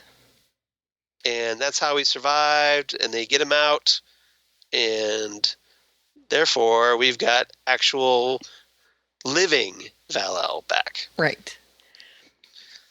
And at the end of the episode... Yep. Oh, and for the record, didn't I not say that he was not dead? You did. I called that Huge props to you for that. Huge props. I had a feeling. Huge props. Someone else goes into the Phantom Zone. Right. At the end of the episode. Yes. Yeah, they kind of, like, we're swapping L's in the Phantom Zone. Yeah, and I am stymied about that. Yeah, so we talked about Val-El getting out. So what happens at the end of this episode, and this is the big cliffhanger for the season, they essentially, they're trying to deal with Brainiac. Right. Skaggs triggers this portal to the Phantom Zone. Brainiac gets sucked into the Phantom Zone. Phantom, thank you. Mm-hmm. It's habit, sorry. I know it is. So you might have to correct me. But at the last minute, of course, he unleashes one of those tentacles because, like those hentai tentacles. Right. I've seen enough hentai that I know where this is going. If you know what hentai is, enough said. Right. It's tentacle porn. Right. Little tip. So those tentacles extend out, pull Seg into the Phantom Zone. Right. And he says something to his grandfather. Yep. And he goes without Yeah. Well, Val-El, first he's like, don't take my grandson. Right. And Seg, he looks down and he notices that Superman's cape, the whole big, It's coming back together. Yeah, it's coming back together. So Marty McFly's picture is, everybody's back in Marty McFly's picture. It's all good. So he's just like, okay, future's fixed. I'm sacrificing myself. Except for the cape isn't the same once he goes in there, is it? Nope. Things change. It is. Because the House of Zod. The House of so the cape, unbeknownst to Segel, suddenly the S symbol, which stands for hope, of the House of El, is suddenly replaced by the House of Zod. That's right, because even though General Zod, everyone knows that he's hanky, he has come right out and told everyone, I'm a criminal. They allow him to go ahead and become leader of everyone and colonel of the free world and whatever. And president of the United States, or, something like that. What? Right, yeah, what? So we jump ahead. Yeah, thank you. So we jump ahead 1 month into the future, and we see that Zod is basically taken over. Mm-hmm. He's gone all Emperor Palpatine. Right. And he's turned the rankless into members of the Sagittari. Mm-hmm. And because, hey, we don't need rankless littering up the joint. We're going to put him to use. Right. And he's like ruling the planet like an authoritarian leader again. Mm-hmm. Just like it was before. Just like the President of the United States. And this is where we see the logo on Superman's cape turning to Zod's. And you've got Adam Strange, presumably back on Earth, noticing that a statue of Zod has been erected on Earth. Yep. So apparently Zod's influence extends throughout the galaxy. That's right. And so not looking good. And then we end on a really interesting cliffhanger because, well, Doomsday wakes up. That's right. And he breaks his way out of that little cocoon. Holy crap for crap. Yeah. And there's also other really interesting revelations where Nyssa is taken aside by a blonde lady. Yeah, I would have gone with, I think I'm a clone now. Yeah, but I liked Clone Sharks. Clone Sharks. Let's do Clone Sharks. I think I'm a clone now. I'm just thinking the Weird Al. That's funny. Yeah. Yeah. So it's a great song. I like that, by the way. Okay, so she finds out that she is not the original Nyssa. Nope. She was in a car accident. Or at least she's told this. Right. We don't know for certain. She was in some kind of an accident that killed her mother. Yep. And it apparently hurt her bad enough that her body was unusable. Right. And her consciousness was uploaded into clones. And she is now like the 4th or 5th. Right. Jack Sir lays all this on her. Right. Yep. And so now the question is Jax lying? Yeah, who knows? Although those are clones. There are clones there. I agree. In that Genesis chamber or whatever. So, but we're still not. I mean, it's not absolute. We're just kind of we don't know for certain yet. Right. I keep because presumably you'd want that verified. You'd assume. I would go to Val-El and go like, can you do my ancestry and figure this out? Yeah, he'd probably be the one to talk to about it. I would think. Okay, so there's that. That would be a good starting point. Now, I have a question also as to, where do we get the lineage also if Seg gets pulled into the Phantom Zone? Right. I understand now that we've changed, but why did Seg think being pulled into the Phantom Zone would be okay? Because I know because he has this baby with Nyssa in the Genesis chamber or whatever. Yeah.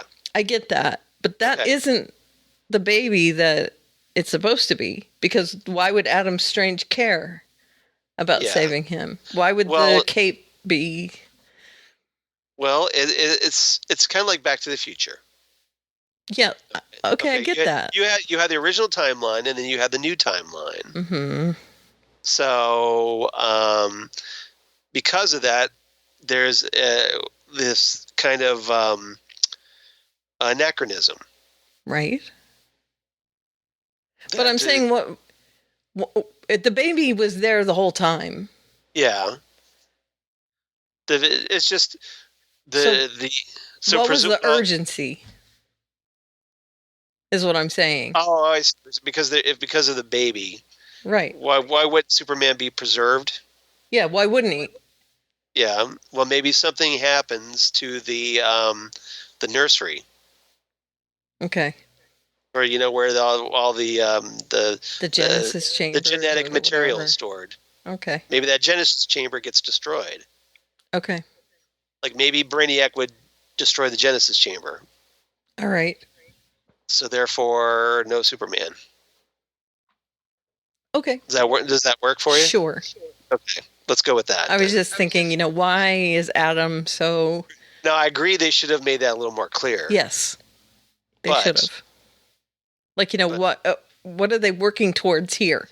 Does he have to marry someone in order to take the baby out of the Genesis chamber? Is there some sort of thing that needs to be triggered here? Is there, some sequence of events that needs to happen? Well, hopefully we'll get some of that explained in season 2. But I don't think that baby was Kal-El. Or, Kal-El's father, Jor-El. Jor-El, yeah. Yeah, and that was the generation, right? Presumably. So where was Jor-El? Well, remember that that baby was supposed to grow up to be somebody called Corvex. Right. So, presumably, whatever through these events, things are going to change. Right. So that baby Corvex becomes Jor-El. Okay. I'm guessing. See, that's what I'm saying. I mean, right. So he's not supposed to have a baby with Nyssa. So presumably, or whatever. Seg would have a baby with somebody else that's not Nyssa. Okay. All right. That's my theory. Okay. So when the cloak sewed back, that was a false thing. Right. Okay. Does that make sense? This actually has to have happened. Right. The way it did in order for... Okay. You got it? Yeah, I'm just all very timey-wimey in my head. It is very timey-wimey. Yeah. Oh my God, I've gone cross-eyed. Yes. Cross-brained, essentially. Yes. Yeah. I liked it. There were just parts of it that I was like, okay, that's... All you need to know is just like, okay, Zod, in this new timeline, Zod's in charge. And I have to say... Yes. One thing I really wanted more of is more Adam Strange explanation. Yeah. Because I liked his character in this. I just wanted more of that. Well, yeah. I want to know, I would like to have seen the events. Maybe we'll get this in season 2. The events leading up to him going on this mission. Right. That would be nice. Why is he there? Right. Yeah. So agreed. Hopefully we'll get that. I mean, they only had 10 episodes in this season. Yeah. So hopefully season 2 they'll get around. Let's have to it. more next season. That would be nice. Did we see how many? I don't know. I don't know how many. All I know is just they said season 2. We don't know the amount. It would be nice if we got at least 13. Yeah, I would like to have more than one. But maybe 10. Because of the budget, they only do 10. Yeah. Because the show is pretty pricey by the look of it. Yeah, it is. So, although they don't have huge names. No, but they do have high production values. Yeah, they haven't announced a number of episodes. Their effects are good too. So yeah, they are. Yeah, and that classic sci-fi effects. Let's put it that way. Yeah. All right. So I liked this more than I thought I would, based on the earlier episodes. So now that we've hit the end, are you going to go back and maybe appreciate? Okay, so 100%. Cool. Are you in now? Yes. Okay. Cool. Yes, I'm going to go back and watch it from the beginning with my husband. You thought they stuck the landing enough to okay, that was worth my investment. Yeah. And I think there's enough like jumbled up in my head that I need to go back. Yeah, maybe now that after going through all these episodes, go back and go like, oh, okay, now I understand this better. Right. Yeah. And binging it might put it back in perspective too. Right. So, yeah. Yeah, I like it. All right, good. I'm glad I like David Goyer. I think he's good. Yeah, he just did the pilot, so. Well, he's an exec producer. Yeah, he of is the show. You're right. So, you're right. But yeah, and he was obviously the guy who wrote Man of Steel. Mm-hmm. So, which is why this kind of ties in with Man of Steel a little bit. A little bit, yeah. Yeah. But yeah, we'll see. Hopefully more, and hopefully we'll get some cool new characters. We never did get explanation for who the mystery woman was in episode 9. We never did. Presumably it's Hawk Girl, so maybe, or Hawk Woman. We'll get it. Hopefully we'll find out. Hopefully next season. Next season. Now that there is a next season, so thankfully it got picked up. So yeah. And hey, Doomsday. Yeah, that's exciting. Yep. I can't wait to see that. Yep, we'll see how so that we'll have goes. 2 villains next season. Zod versus Doomsday could be pretty awesome. It could be, yeah. And we still do have Brainiac in play because he is not dead. He's just in the Phantom Zone. No, he's just in the Phantom Zone. So, hey, if Val-El could get out. Right. And plus, Seg is still there. So he and Brainiac might have to be fighting. Yeah, or maybe they make a pact like, okay, you let me out and I'll help you get out and whatnot. Mm-hmm. So we'll see. I'm sure that will have to be a storyline in there. Yeah. Yep. So, all right. I liked it. Very cool. Okay, so what's your rating? I gave it 8 changing cloaks. Yep. I really dug not only cloaks. Okay. It's a cape. Okay, cape. I dug that it's kind of cloaks have the hood. Okay, cape. Yeah. I dug that it kind of came back together as Seg was looking at it, and then I loved it when it changed into the Zod.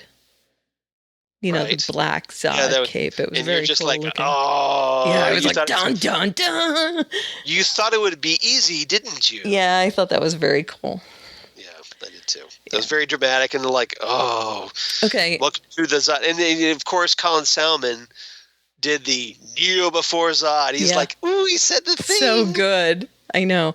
Well, okay, here's your take a drink for the day. We call them cloaks in Warcraft.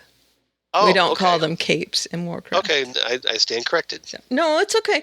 They're capes in this show. They are capes. I just figured with Superman because it's always you say it's don't step on Superman's cape. Right, so right. It's a cape. But we don't call them capes in the game, so I'm used to calling them cloaks. Cape Crusader, that whole thing. Right, right. Yeah, that's where I come from. When I type them or say them, I'm used to saying cloak. Got it. Well, I like this one a little bit more than you. I was very happy with this finale. I thought it was a very solid ending to this first season. 9 out of 10 Zod statues. Very nice. Very nice. Okay. Yeah, I liked it a lot. Solid. Solid show. I think I like the one with more Adam Strange in it a little bit more. Right. Like I said, I liked his character. I would have liked to see a little bit more of him. Hopefully we'll get a spotlight episode. I want to see like Alana. Yeah. And Iran. Yeah. I want to see that. And Sardath. Let's do that. Actually, maybe just now that we got the voice cameos, maybe they'll actually cast those roles. Yeah, that'd be cool. That would be cool. Yeah. And kind of expand the scope. And I understand they're side characters in this, presumably Rand will be in play. Yeah. Because if we they get the do Thanagarians. Hawkwoman, so if they do Hawkwoman, and we'll get like Rand and Thanagar, so maybe we'll get that in season 2. Right. Yeah, I'm all in for that. Definitely. Yeah, that'd be cool. All right. So feedback. Do we have some Justina feedback? We do. Let me play it. Hit it. Hi, Karen and Charles. Another super week of Super TV. Here we go. I'm super worried about this Lena situation. Now she's found a way to neutralize X-ray vision, and she can make kryptonite, and she's mad at Supergirl. I worry that this will spell trouble. Rain gaining immunity? Also trouble. I guess the question will be which trouble hits us first. Before this episode, I watched Season 3, Episode 4, The Faithful, because I couldn't remember that much about Colville, and I thought that these two episodes might go together because this week's episode was called Fanatical. I did get some nice background information about Colville, but it made me really sad, because back in that part of the season, Kara and Lena were getting along better without all this angst. My favorite part of the episode, Ruby and Mirren helping each other out of the dark places where they are. And I loved seeing Mon-El's Earth persona Mike again. I can't with a clear conscience ship Mon-El and Kara anymore, now with Emra in the picture, but I sure am glad Mon-El is back to fight with our team against the World Killers. I feel like this episode was a setup for something even bigger, so I will score it 8 out of 10 foosball games. Flash gets a 10. A 10 because everyone on the team had a job. A 10 because we had an unexpected character redemption in Marlies. 10 because we got Dibney back, and I didn't think that was going to happen. A 10 for great character moments, and a 10 for great action scenes. So 10 out of 10, we are outsmarted the Thinker, and we are the Flash. So is Nora a tornado twin? I feel like I remember you guys mentioning that before. Any predictions on where next season will go? Have a super week. Oh yeah. P.S. I love Deke. Thanks for everything, guys. Have a great one. Thank you. I could tell when I'm outnumbered on Deke. No, that's all right. You're not outnumbered. A lot of people don't like him. Okay. I think it's probably 50-50 on that. Okay. But thank you, Justina. Yay, Justina. So one more for the pro-Deke side. Pro-Deke side, yeah. Yeah, I'm the anti-Deke. You're anti-Deke. I love Deke. Yeah. So, Justina, hopefully we answered your questions about Nora, West Allen. Yeah, I think we're just as lost as you are on that right now. Yeah, it could be the Tornado Twin, Dawn Allen, a version of her. Maybe not. We'll find out. Yeah. And maybe we'll hopefully get the Chain Lightning story. That'd be kind of cool if we did. Would be cool. But I want to give a special shout out to Justina, who is kind enough to send me a very private message on the Twitter machine asking about my mom. Justina, you're awesome, and thank you so much for thinking about her. And I really appreciate that. She's like very, that. Very sweet. You're good people. She is. She's the best people. You're the best people. For realsies. Yeah. Definitely. So. She even asks about my husband sometimes, and that is just way out of... That's above and beyond. Above and beyond, definitely. Yeah. Yeah. I just wanted to let you know, Justine, I really appreciated it. Yeah. It was very sweet. She's the sweetest butterfly ever. Yeah. Definitely. All right. So if you want to reach us on the Twitter machine or anywhere else, Karen, where would they want to reach us? Well, you can email us at fandomzonecast@gmail.com. Yeah. You can listen and subscribe to us in Apple Podcasts and leave us a review there. You can find us on the Twitter machine at Fandom Zonecast. And we are on Facebook, facebook.com/Fandom Zone Podcast, or you can just search for the Fandom Zone Podcast. And I am at Aliveria, Aleveria, which is my Warcraft name, as you guys probably know. I'm also at Allies_stuff. I've actually posted a couple things this week. Book stuff, but I have a couple things still hovering on the sides of my brain that are personal posts. I just have to kind of draw them out in order to write them, so those might be coming soon. That's all right. Things take time sometimes. Yeah, and they're especially when they're personal. It's sometimes hard to articulate what you're feeling. They're both things that are really hard to write about too. So that's awesome that you're doing that. Yeah, I think that's great. So look for those, but there's going to be some book stuff as well being posted on there, and not all romance. So don't worry about that. But I've had some book reviews that they might kind of bridge the gap for you. And I also did a Preacher post not too long ago about the upcoming season with some promo materials. We have season 3 of that probably starting next month. That's right. And Betty Buckley retweeted my... oh, yeah, because she's grandma. Stuff. That's right. I put her in the tweet, and she liked it and retweeted it on both my Twitter accounts. So Excellent. I was Well, like, thanks. Betty Thanks, Buckley, 8 is enough. Whoa. So yeah, I was hyped up on that. I fangirled out big time. I'll bet. That's So awesome. yeah, I'm looking forward to that. So anytime I get PR material for stuff like that, you can find it on my blog. So, But anyway, if you go to @Aleveria, Alevria, there's a link in my blog there's a link in the bio to my blog at which you can find all my other links. There you go. Perfect. Okay. All right. As for me, of course, @Charles Skaggs on the Twitter machine, @Charles Skaggs on the Instagram, Google Plus for our crazy kids on the Google Plus, and Facebook, of course, Charles Skaggs, and my blog of geeky things. Damn good coffee and hot. Damn Good Coffee and Hot, where I talk about all the shows that we talk about here on the Fandom Zone. See what I did there? Mm-hmm. Zone and more. All the kinds of we've got a lot of our shows have gone off. They've ended with season finales and whatnot, but the casting news continues because hey, they're going to start filming stuff for the fall season here shortly. That is correct. So stay tuned for that. And I posted my Solo, a Star Wars story review, and all kinds of other geeky news. So please check that out. Guess what they're filming here? Oh, yeah. What? Guess. I'm trying to remember what I saw. Oh, come on. You know one of the shows that films here. Well, yeah, Walking Dead. Walking Dead has started. Right.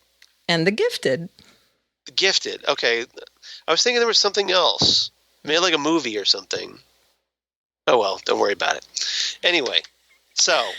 And Stranger Things. Oh, yeah. They've actually taken over part of a mall here, and they've turned it into like a 1980s thing for Stranger Things. You ought to try and see if you can get an extra gig on that. Yeah, that's how I know about it. I keep looking at the at the extras thing. You're like, okay, first the moment that comes out, I'm there. Yeah. As soon as something comes up that I would fit, it says ages 10 through 12, and I'm like, okay, I don't fit in that category. I don't care how young I look. I was just say you look pretty young. 10 through 12, no. Okay. Definitely not. All right. But, and also, please check out my other podcasts I do for Southgate Media. Next Up Everywhere, the Doctor Who podcast I do with Jesse Jackson, friend of the show. Mm-hmm.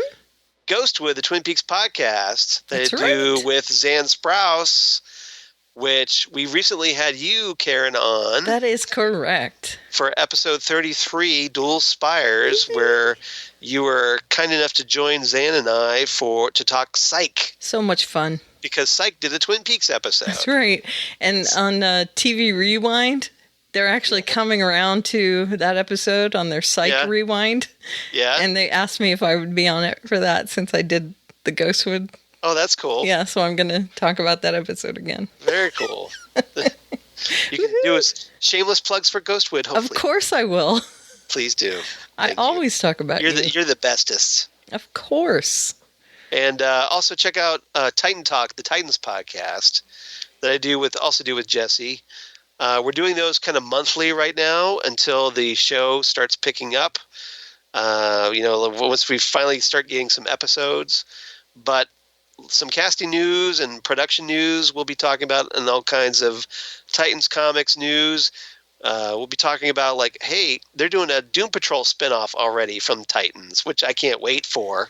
I love Doom Patrol much. I'm a huge Doom Patrol fan. I was a huge fan of Grant Morrison's Doom Patrol in particular. Mm-hmm. So I have the series before that even. Yeah, and it sounds like Crazy Jane from Grant Morrison's Doom Patrol is going to be in the new show. Seriously? Go look at my blog. How about Danny the Street? I don't know. Maybe eventually. Danny the Street's awesome. But it's kind of awesome. They got Crazy Jane. Aren't the Metal Men going to be in it too? I thought I saw something about the Metal Men. I haven't seen anything about the Metal Men yet. No? But they could be. Okay. Now, I'm thinking they're trying to set something up like Netflix. Their shared universe. Yeah. So if they do Titans and Doom Patrol, what else could they do? And apparently Cyborg's going to be like going back and forth between both shows. So they're actually going to have Cyborg as well. He's not going to just be in Justice League movies. Oh my God, So that's kind of cool. I'm having a fangasm right now. Right. So can't wait for that. So obviously we're going to be talking about that. Doom Patrol, one of my favorite comics of all time. We're obviously going to have to talk Doom Patrol here in the Phantom Zone. Yes. Oh, definitely. Yeah. We might have to have a special podcast about it because I could talk about Doom Patrol for hours. Yeah, but obviously that's not going to be till 2019, so we got some time for that. Oh, yeah. But Titans is supposed to be out later this year, and it's supposed to feature the Doom Patrol in episode 5. Nice. So we'll probably have to talk about that too. Yeah. Here. On but the Phantom, Phantom Zone. Fandom. That. Right. That thing. Speaking of which, yes. I think it's time to go. All right. So thanks everybody for listening. And we'll talk to you next week. Yep. Bye, everybody.